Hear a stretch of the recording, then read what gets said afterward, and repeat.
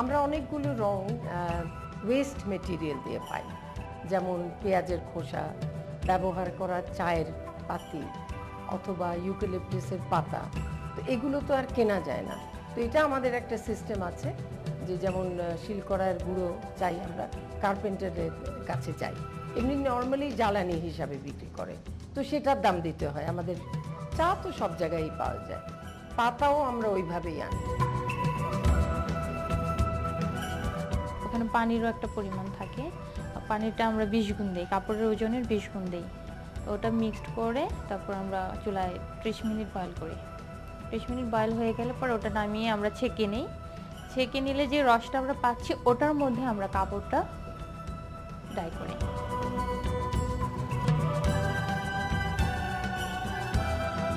কাপড় ধোয়ার ব্যাপারটা, ভালো করে রোদে দেওয়াটা, রং করার পরে খুব বেশি পানি দিয়ে ধোয়ারটা, এটা কিন্তু কেমিক্যাল ডাইয়ের জন্য ইম্পর্টেন্ট। আপনি দেখবেন বাংলাদেশে অনেক রং যায়, হ্যাঁ, তো এটার কারণ কিন্তু রংটা খারাপ না, ওই যে ধোয়া হয়নি। বাট একটা নিয়ম আছে প্রত্যেকটা জিনিস, যেহেতু তাঁতের কাপড়ে কাজ করি, সেখানে আপনার মাড় কিংবা ময়লা ধুলোবালি থাকবেই, তা আপনার সেটা ধুয়ে ফেলতে হবে, আর নইলে রং ঠিক করে ধরবে না। আবার রং করার পরে প্রচুর পানিতে ধুতে হয় যাতে একদম সাদা বেরোয় পানি।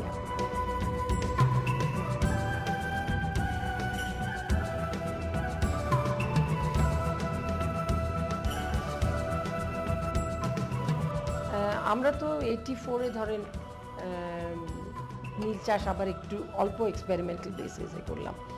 আমরা যখন এটা ফার্মার্সদের কাছে নিয়ে গেলাম, চাষিদের কাছে, তারা একেবারেই এটার বিপক্ষে, কারণ এটার একটা খুব সাংঘাতিক ইতিহাস আছে।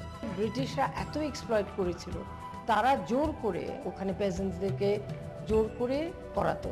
নীল যখন কেমিক্যাল ওরা আবিষ্কার করে নিল, তখন আবার এটার উপরে চাপ দিয়ে এটাকে বাদ দিয়ে ওদের রঙগুলো কেমিক্যাল ডাই আরম্ভ হলো।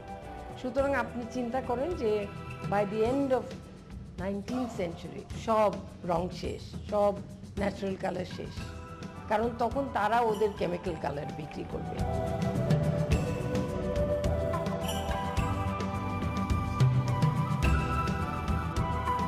নাইনটিজে এমসিসি বলে একটা অর্গানাইজেশন এবং আমরা মিলে এটাকে গারোদের মাধ্যমে নিয়ে গেলাম। ওরা আবার খুব সহজেই নিতে পেরেছে, কারণ এটা শাকসবজি করার মতো, আর মাত্র 4 মাস লাগে।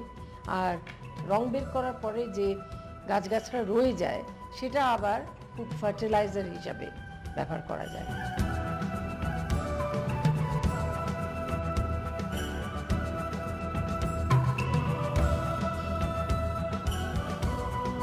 এটার সুবিধা হলো কি জানেন, আপনি খুব ছোট আকারে আপনার রান্নাঘরে কাজ করতে পারেন।